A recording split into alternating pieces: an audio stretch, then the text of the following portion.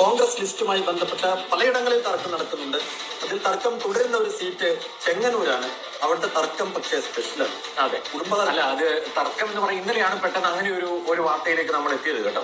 അതായത് ചെങ്ങന്നൂരിൽ മറിയ ഉമ്മനെ മത്സരിപ്പിക്കാനുള്ള ആലോചന UDF നേതൃത്വം, കോൺഗ്രസ് നേതൃത്വം നടത്തുകയാണ് എന്നുള്ളതാണ്. പക്ഷേ മറിയ ഉമ്മൻ ഇപ്പോൾ അറിയിച്ചിരിക്കുന്നു മറിയ ഉമ്മൻ മത്സരിക്കുന്നില്ല എന്നാണ്. അതെ, അതോടുകൂടി ചെങ്ങന്നൂരിൽ എബി കുര്യാക്കോസിനെയും ബാബു പ്രസാദിനെയുമാണ് ഇപ്പോൾ പരിഗണിക്കുന്നത്. ബാബു പ്രസാദ് എൻ്റെ നെയ്ബറാണ്. എൻ്റെ വീട്ടിൽ നിന്ന് ഒരു 1/2 കിലോമീറ്റർ മാത്രമേ ഉള്ളൂ. ഞങ്ങൾ ഒരുമിച്ച് പാർട്ടിയിലൊക്കെ സജീവമായിട്ട് നിന്ന വ്യക്തികളൊക്കെയാണ്. ഞാൻ പിന്നെ കുറച്ച് നാൾ കൊണ്ടൊന്നും ആക്റ്റീവ് അല്ലായിരുന്നു. ബാബു പ്രസാദ്, വേണുപ്രസാദ്, ഈ ഋഷി രാജലക്ഷ്മി എന്ന് പറയത്തില്ലേ, ഋഷി രാജലക്ഷ്മിയുടെ അതായത് അച്ഛൻ്റെ ജ്യേഷ്ഠനാണ് ഈ പറയുന്ന ബാബു പ്രസാദ്. ഓക്കെ, അപ്പോൾ നമ്മുടെ തൊട്ടടുത്താണ് അദ്ദേഹത്തിൻ്റെ വീട്. എൻ്റെ വീട്ടിൽ നിന്ന് 1/2 കിലോമീറ്റർ പോയാൽ 1/2 കിലോമീറ്റർ ഇല്ല, എൻ്റെ കൂട്ടുകാരൻ്റെ വല്യച്ഛൻ. കായംകുളത്തും ബാബു പ്രസാദിന്റെ പേര് പരിഗണിക്കുന്നുണ്ട്. എന്തായാലും പണ്ട് ഹരിപ്പാട് MLA ആയിരുന്നു ബാബു പ്രസാദ്. ഞാനിപ്പോൾ ഇവിടെ പറയാൻ വന്നത് ചാണ്ടി ഉമ്മനും എൻ്റെ സംബന്ധമായിട്ടുള്ള ഒരു കാര്യമാണ് സംസാരിക്കാൻ പോകുന്നത്. ഇവിടെ ന്യൂസുകാർ അടിച്ചിറക്കുന്ന കള്ളങ്ങൾ. മറിയ ഉമ്മൻ മത്സരിക്കുന്നുണ്ട് എന്നൊക്കെ പറയുന്നുണ്ട്. ചാണ്ടി ഉമ്മനെ എതിർപ്പ് ഒരു വീട്ടിൽ നിന്ന് ഒന്നും മതി എന്നും പറഞ്ഞിട്ട് ഇതൊന്നും അവർ സംസാരിക്കുന്നില്ല. ഇതെല്ലാം ന്യൂസുകാർ അടിച്ചിറക്കുന്ന കുറേ കാര്യങ്ങളാണ്. പിന്നെ ഉമ്മൻചാണ്ടിക്ക് ഒരു തീരുമാനം ഉണ്ടായത്, ഒരു വീട്ടിൽ നിന്ന് ഒരാളെ നിൽക്കാവുള്ളൂ എന്നുള്ള ഉമ്മൻചാണ്ടിയുടെ ഒരു ഇതുണ്ടായിരുന്നു. ഇപ്പം അച്ഛൻ്റെ വാദം പിന്തുടരണമെന്നുണ്ടോ മകന്? അവർക്ക് ചിലപ്പം കോൺഗ്രസ് എന്നൊരു പാർട്ടി ഇപ്പം 2 പേരും മത്സരിക്കാൻ പറഞ്ഞാൽ ചിലപ്പോൾ മത്സരിക്കും. കാലം മാറി മാറി വരികയാണ്. ജനങ്ങൾക്ക് ഗുണം ചെയ്യുന്നവരെ ജനങ്ങൾ സ്വീകരിക്കുകയും ചെയ്യും. ഓക്കെ, ഈ ന്യൂസുകാർ ഇറക്കി വിടുന്ന കുറേ കഥകളുണ്ട്. അയാൾ അറിയാത്ത കാര്യങ്ങളൊക്കെയാണ്. ഞാൻ അതിനെക്കുറിച്ച് വെച്ചാൽ ആരും സ്കിപ്പ് ചെയ്യരുത്. വീഡിയോ ഫുള്ള് കാണുക. നിങ്ങളുടെ അഭിപ്രായം കമൻറ്റ് ബോക്സിൽ കൊടുക്കുക, ലൈക്ക് ചെയ്യുക. ആദ്യമായിട്ട് ആ ചാനൽ കാണുന്നെങ്കിൽ സബ് ചെയ്യുക. ഫേസ്ബുക്കിലാണ് കാണുന്നെങ്കിൽ ഒന്ന് ഫോളോയും കൂടെ ചെയ്യുക. പിന്നെ അതൊരു വളരെ പ്രധാനപ്പെട്ടതാണ്. കാരണം ചാണ്ടി ഉമ്മനാണ് അതിനെ എതിർത്തത്, ശക്തമായി എതിർത്തത്. ഒരു കുടുംബത്തിൽ നിന്ന് 2 പേർ സ്ഥാനാർത്ഥികളാകാൻ പാടില്ല. അതാണ് ഉമ്മൻചാണ്ടിയുടെ നയം. അത് മാത്രമേ ഞാൻ പിന്തുടരുകയുള്ളൂ. മത്സരിക്കാൻ നിർബന്ധമാണെങ്കിൽ ഞാൻ മറിയേക്കാം എന്ന് അദ്ദേഹം പറയുടെ ധനസുമോദ് ചേരുകയാണ്. സുമോദി, ഇത് എവിടെ പറഞ്ഞത്? അതിന്റെ ഒരു വീഡിയോ ക്ലിപ്പോ കാര്യങ്ങളോ ഒക്കെ ഒന്ന് കാണിച്ചു തരാമോ ആരെങ്കിലും?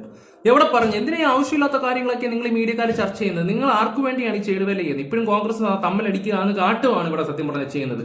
ഇവിടുത്തെ ചാനലുകാരും ഭയങ്കര ആൾക്കാരെ വെറുതെ മാനിപ്പുലേറ്റ് ചെയ്യാതെ ഇത് മറ്റു പാർട്ടിക്കാർക്ക് വഴിയൊരുക്കി കൊടുക്കുന്ന പോലെ എനിക്ക് പേഴ്സണലി എനിക്ക് ഫീൽ ചെയ്യുന്നുണ്ട്. തർക്കം അല്ലെങ്കിൽ ഈ ഒരു പ്രശ്നം എങ്ങനെയാണ് ഇപ്പോൾ പരിഹരിച്ചത്? അദ്ദേഹത്തിന്റെ സ്റ്റാൻഡായിരുന്നു. അല്ല, ഞാൻ പറഞ്ഞു എന്റെ സ്റ്റാൻഡ്. ഞാൻ പറഞ്ഞു അദ്ദേഹത്തിന്റെ സ്റ്റാൻഡായിരുന്നു. അത് മാറ്റണം വേണം ഇപ്പൊ ആലോചിക്കാം. പാർട്ടി ചോദിച്ചാൽ ആലോചിക്കാം. പക്ഷെ അങ്ങനെ ചോദ്യമില്ലല്ലോ. നിങ്ങൾ ഉണ്ടാക്കില്ലേ പ്രചരണം? ഞങ്ങളുടെ മെയിൻ ഇതിവിടെ എല്ലാം ഉണ്ടാക്കിക്കൊണ്ടിരിക്കുന്നത് ഈ മാധ്യമങ്ങളാണ്. ഇവരറിയാത്ത കാര്യങ്ങളാണ് നമ്മൾ ഈ സംസാരിച്ചുകൊണ്ടിരിക്കുന്നത്. ഞാൻ വേറൊരു വീഡിയോ കൂടെ വെച്ച് തരാം. വെറുതെ ജനങ്ങളെ ഇനിയെങ്കിലും വെറും മണ്ടരാക്കാതാ നാളുകളെ. കഷ്ടം. ഇന്നലെ പ്രഖ്യാപനം വരാത്തതുകൊണ്ട് നമുക്ക് അങ്ങനെ ഒഫീഷ്യലായിട്ട് ചെയ്തില്ല. ഇന്നലെ UDF സ്ഥാനാർത്ഥി വിജയത്തിന് വേണ്ടി ഞങ്ങൾ റോഡ് ഷോ നടത്തിയുണ്ടായി. അപ്പം നല്ല രീതിയിൽ പോയി. ഓക്കെ, എന്തായാലും ഇതിനിടയിൽ ചില വിവാദങ്ങളൊക്കെ ഉയർന്നു കേൾക്കുന്നുണ്ട്. മറിയ ഉമ്മൻ ചെങ്ങന്നൂർ വിവാദമൊക്കെ നിങ്ങൾക്ക് ഞങ്ങൾക്ക് ഒരു വിവാദമില്ല. ദിവസവും ഇതേപോലെ ജനുവരി തൊട്ട് 2 മാസമായി നിരന്തരം ഇതേപോലെ വിവാദങ്ങൾ പറഞ്ഞുകൊണ്ടിരിക്കുക. എനിക്ക് എന്ത് ചെയ്യാൻ പറ്റും? അങ്ങനെ ഒരു വിവാദമോ സംഭവമൊന്നുമില്ല. എനിക്കറിയില്ല. അതായത് ഒരു കുടുംബത്തിൽ നിന്ന് മറ്റൊരാൾ മത്സരത്തിലേക്ക് വരണ്ട എന്നത് ആര് മത്സരിക്കും അങ്ങനെ തീരുമാനം ഉണ്ടെങ്കിൽ പാർട്ടി പറയട്ടെ. അങ്ങനെ ഒരു ചാൻസ് വന്നാൽ അങ്ങനെ പാർട്ടി പറയട്ടെ. ഞാനാരെ പറയാം? പാർട്ടി പറയട്ടെ. മറ്റൊന്ന് വാർത്തകൾ പ്രചരിക്കുന്ന ഒരു കാര്യം, താങ്കൾ നേതൃത്വത്തിന് ഒരു കത്ത് നൽകി എന്നുള്ളതൊക്കെയാണ്. അതായത് മറിയ ഉമ്മൻ മത്സരിക്കുകയാണെങ്കിൽ ഞാൻ മാറി നിൽക്കാൻ തയ്യാറാണ്, പുതുപ്പള്ളിയിൽ മത്സരിച്ചോട്ടെ, മറ്റൊരാൾ കുടുംബത്തിന് വേണ്ട എന്നുള്ളത്. നിങ്ങളിങ്ങനെ പറഞ്ഞു തുടങ്ങി എനിക്ക് എന്ത് ചെയ്യാൻ പറ്റും? ഞങ്ങള് കണ്ടോ, അദ്ദേഹത്തിന് ഒന്നും അറിയത്തില്ല. ഇതെല്ലാം അടിച്ചിറക്കുന്ന ഇവന്മാരുടെയാണ്. ഈ ന്യൂസുകാർ ആവശ്യമില്ലാത്ത കാര്യങ്ങൾ അടിച്ചിറക്കി ജനങ്ങളിലോട്ട് എത്തിക്കുമ്പോൾ കോൺഗ്രസ് തമ്മിലടിയാന്ന് പറയുന്നതാണ് ഏറ്റവും കൂടുതൽ വിഷയങ്ങൾ വരുന്നത്. ഇനിയെങ്കിലുമൊക്കെ ഒന്ന് മാറ്റണ നാശങ്ങളെ.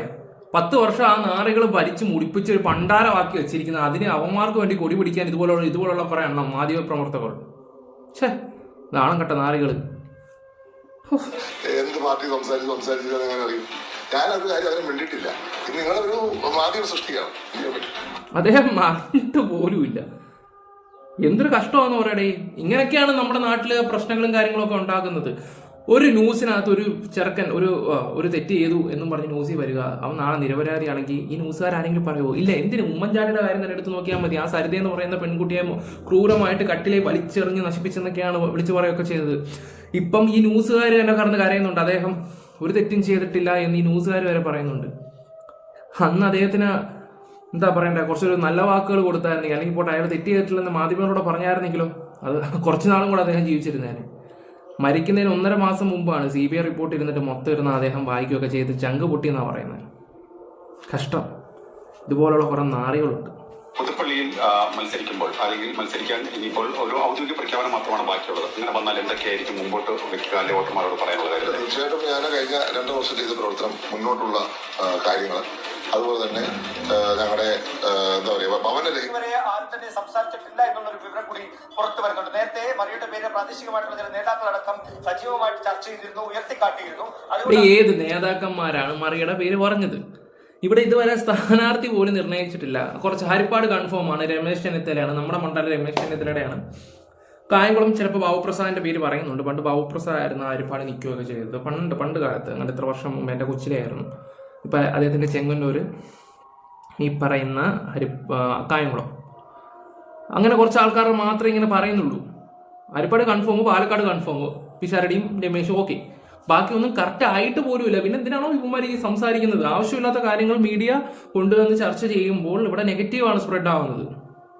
ആ പേര് ചർച്ചയിലേക്ക് വന്നത് അന്ന് തന്നെ ചാണ്ടി പറഞ്ഞ ഒരു കാര്യം, അന്ന് ഉമ്മൻചാണ്ടി ഉണ്ടായിരുന്ന കാലത്ത് തന്നെ ആ കാര്യം പറഞ്ഞതാണ്. മക്കളിൽ നിന്നും രാഷ്ട്രീയത്തിലേക്ക് ഒരാൾ മാത്രം മതി, കുടുംബത്തിൽ നിന്നുമെന്ന് അന്ന് ഉമ്മൻചാണ്ടി വ്യക്തമാക്കിയതാണെന്ന് പരസ്യമായി ചാണ്ടി ഉമ്മൻ പറയുന്ന ഒരു സാഹചര്യം ഉണ്ടായി. പിന്നീട് അദ്ദേഹം അത് തിരുത്തിയത് ഇങ്ങനെയായിരുന്നു: പാർട്ടിയിൽ നിന്നൊരു ആവശ്യം വന്നിട്ടില്ല, തന്നോടോ മറ്റാരോടെങ്കിലുമോ. പണ്ടങ്ങാണ്ട് പറഞ്ഞതും വെച്ചിട്ടാണോ മക്കളെ ഈ സംസാരിക്കുന്നത്? പാർട്ടിയിൽ ഒരു തീരുമാനം വന്നില്ല, പാർട്ടിയുടെ ഇപ്പൊ വരുന്ന നിലപാട് അങ്ങനെ ആണെങ്കിൽ അങ്ങനെ തന്നെ. നിങ്ങളെന്തിനീ വളച്ചൊടിക്കുന്നേ? ഇത്തരത്തിൽ ഔദ്യോഗികമായിട്ടൊരു ചോദ്യം പാർട്ടി ചോദിച്ചിട്ടില്ല.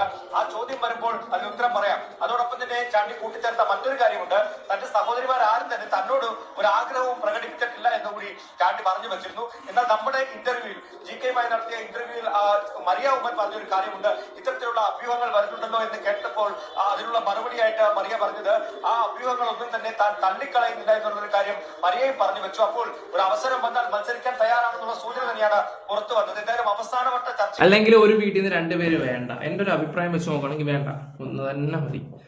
അതായിരിക്കും കുറച്ചും കൂടെ നല്ലത്, ജനങ്ങൾക്കും അതായിരിക്കും. അല്ലെങ്കിൽ ആ തമ്മിലടിയായി പോകും. അതുകൊണ്ടാണ് ഞാനീ പറയുന്നത്, ഒരു വീട്ടിൽ നിന്ന് 1 മതി, അതായിരിക്കും കുറച്ചും കൂടെ ബെറ്റർ.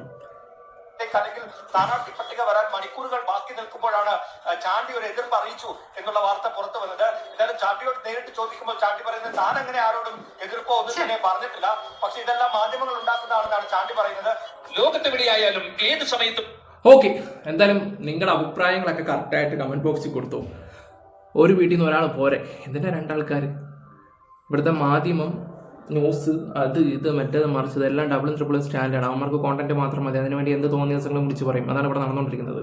കോൺഗ്രസിൻ്റെ ഇടയിൽ നിലവിലൊരു കുഴപ്പമോ കാര്യങ്ങളോ ഒന്നുമില്ല. അതുകൊണ്ട് ഈ വട്ടം പറഞ്ഞ കോൺഗ്രസിനെ തന്നെ കിട്ടട്ടെ. എൻ്റെ ഒരു അഭിപ്രായമാണ് ഞാൻ പറയുന്നത്. നിങ്ങളുടെ അഭിപ്രായം കമന്റ് ബോക്സിൽ രേഖപ്പെടുത്തുക. Bye guys, love you all, bye bye.